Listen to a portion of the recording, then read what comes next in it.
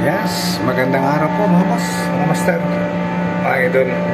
At may papakita naman ako sa inyo mga breaker na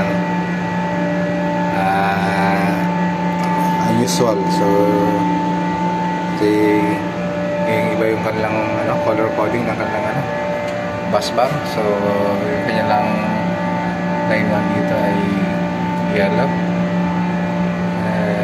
line 2 ay green, then dito naman sa line 3 ay red.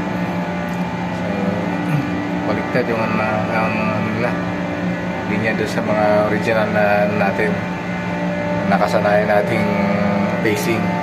So yan may nakatap yung ating ang red sa dilaw, ang ating dilaw naman nakatap dito sa green, ang ating blue ay nakatap dito sa red, yung ating RYB. So naging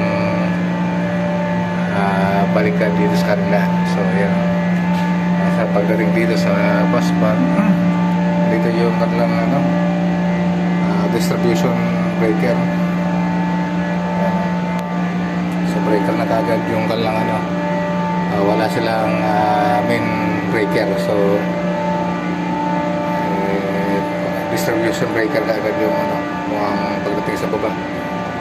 So iba yung kanilang setup dito sa kanilang diba?